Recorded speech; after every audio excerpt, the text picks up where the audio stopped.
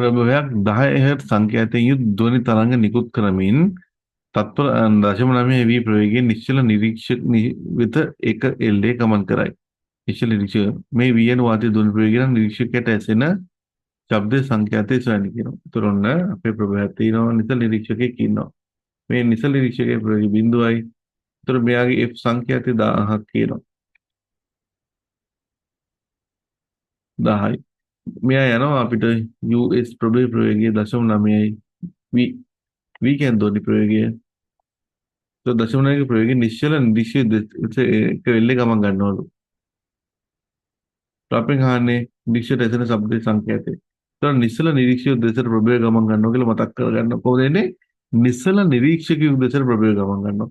අපිට ඒතර නිරීක්ෂක දෙසට සංකේතය F dash නේ F dash කීතේකි V8 V ඍණ US වාරයක් F. මේක අපිට ඔප්පු කරලා ගන්න පුළුවන්. නමුත් අපිට මතකයෙන් ගන්න එක තමයි මේ වෙලාවේ ලේසි වැඩේ. දැන් දෘශ්‍ය සංකේතය වෙන්නේ V8 V ඍණ US වාරයක් F. නිශ්චල නිරීක්ෂකයෙකු දෙසට ප්‍රභවය ගමන් ගැනීම මෙවයි. ඒතකොට අපි ආදිශ කරොත් V8 V ඍණ US කියන්නේ 0.9යි V වාරයක් F කියලා. ඒතර අපිට එනවා V බෙදීම 0.1යි V වැඩි කිරීම F කියන්නේ 1000යි. ඒතර V2 V කැපිලා යනවා 1000 බෙදීම 0.1. ඒ කියන්නේ 10000යි. 10000ක් එන්න ඕනේ. 10000 කියලා තියෙන උත්තර අංක 5. නෑ උත්තර අංක 5 තමයි උත්තරේ.